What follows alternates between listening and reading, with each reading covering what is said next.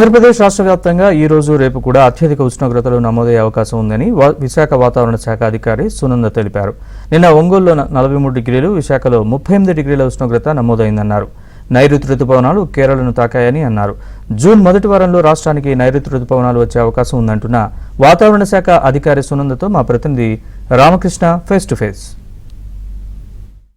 విశాఖలో ఎండల తీవ్రత రోజు రోజుకి ఎక్కువ అవుతున్నాయి. దీంతో ఉదయం నుంచి కూడాను అధిక ఉష్ణోగ్రతలు నమోదు కావడంతో ప్రజలు కూడా బయటికి రావడానికి చాలా ఇబ్బందులు పడుతున్నారు. పగటి ఉష్ణోగ్రతే కాకుండా రాత్రి ఉష్ణోగ్రతలు కూడాను అధికంగా ఉండడంతో అల్లాడిపోతున్నారు. అయితే ఈ ఉష్ణోగ్రతలు ఎప్పటి వరకు ఉంటాయో అనే అంశంపై మనతో మాట్లాడడానికి విశాఖపట్నంలోని వాతావరణ శాఖ అధికారిని డాక్టర్ సునంద గారు ఉన్నారు. మరింత సమాచారాన్ని మేడంని అడిగి తెలుసుకున్నాం. మనం గత కొన్ని రోజుల నుంచి చూడొచ్చు అధిక ఉష్ణోగ్రతలు నమోదవుతున్నాయి. నిన్న ఎంత అయింది నమోదైంది అండి, ఈ రోజు ఎంత అవుతుందండి? నిన్న అత్యధికంగా 43 డిగ్రీలు ఒంగోలు డిస్ట్రిక్ట్లో ఒంగోలు ప్లేస్లోనే రికార్డ్ అవడం జరిగింది. అలాగే సౌత్ కోస్ట్లో ఆంధ్రప్రదేశ్లో చాలా ప్రాంతాలు, అలాగే రాయలసీమలో కొన్ని ప్రాంతాలు 40 డిగ్రీస్ వరకు కూడా రీచ్ అయిన పరిస్థితి ఉంది. మన వైజాగ్ చూసుకున్నట్లయితే అత్యధికంగా 38 డిగ్రీలు, అలాగే తుని ఇవి కూడా 39 అలాగా రికార్డ్ అయిన పరిస్థితి ఉంది. ఈరోజు కూడాను ఇక ఉష్ణోగ్రతలు పగటి ఉష్ణోగ్రతలు మరి ఎక్కువ ఉండే కొనసాగే అవకాశం ఉంది. ఈరోజు అలాగే రేపు వరకు కూడా కొంచెం టెంపరేచర్స్ ఉంటాయి. తర్వాత నుంచి మరి కొంచెం తగ్గే అవకాశం అయితే కనబడుతుందండి. మేడం, అంటే పగటి ఉష్ణోగ్రతలు ఎక్కువ నమోదవుతున్నాయి. ఈ ప్రభావం నైట్ కూడా ఉన్నట్టుకుంది. నైట్ కూడాను చాలా మందికి ఇబ్బందిగా ఉంది, ఎక్కువ వేడి గాల్పులు రావడంతో. ఈ పరిస్థితి ఎంతవరకు ఉంటుందండి? అంటే ఈ 2-3 డేస్ మాత్రమే ఉంటుందండి. తర్వాత మళ్ళీ మనకి 1 లేదా 2 చోట్ల ఐసోలేటెడ్ రెయిన్ ఫాల్స్ ఉన్నప్పుడు మరి తగ్గుతుంది.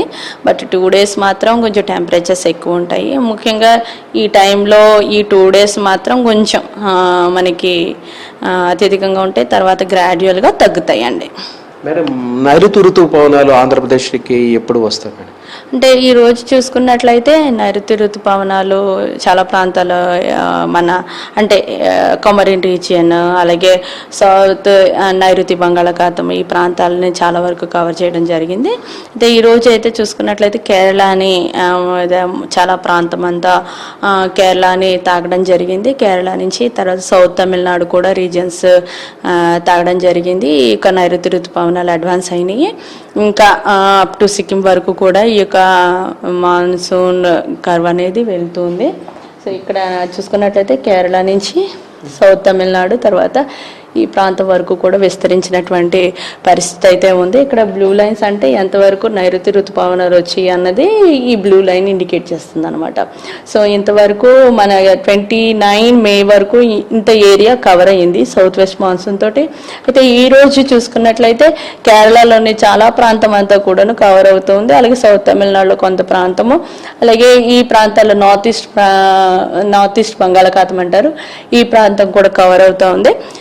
ఇంకా కండిషన్స్ అన్ని కనుక ఫేవరబుల్గా ఉన్నట్లయితే మన ఆంధ్ర రాష్ట్రానికి కూడా త్వరలో ఈ నైరుతి ఋతుపవనాలు వచ్చే అవకాశం ఉంది. అంతవరకు కొంచెం టెంపరేచర్స్ అయితే మరి 2 రోజులు కొనసాగుతాయి. టెంపరేచర్స్ కూడా గ్రాడ్యువల్గా 2 డేస్ తర్వాత నుంచి తగ్గి మనకి తేలికపాటి వర్షాలు 1 లేదా 2 చోట్లతో స్టార్ట్ అయ్యి సో ఎక్కువ అవుతాయి అన్నమాట. ఎప్పుడు స్టార్ట్ అవుతాయి?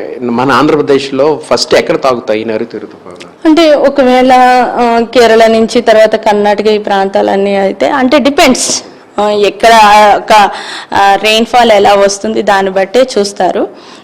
సో ఫస్ట్ అవన్నీ క్రైటీరియాని సాటిస్ఫై చేసినప్పుడు సో నైరుతి ఋతుపవనాలు వచ్చినట్టుగా డిక్లేర్ చేస్తారు. జూన్ ఫస్ట్ వీక్లో ఆశించవచ్చు అండి?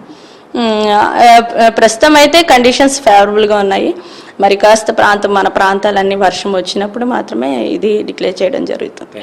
Thank you very much madam. ఇది మొత్తం మీద పరిస్థితి. అయితే ఈ ఎండల తీవ్రత 1-2 రోజులు ఉంటుందని, ఇప్పటికే నైరుతి ఋతుపవనాలు కేరళను తాకాయని, మరి కొన్ని రోజుల్లోనే ఆంధ్రప్రదేశ్లో కూడా తాకుతాయని కూడా చెప్తున్నారు. అప్పుడు విస్తారంగా వర్షాలు ఆంధ్రప్రదేశ్లో కూడా పడతాయని కూడా చల్లని కబురు చెప్తున్నారు. Video journalist అభిలాష్తో Ramakrishna, ABN Andhra Jyothi.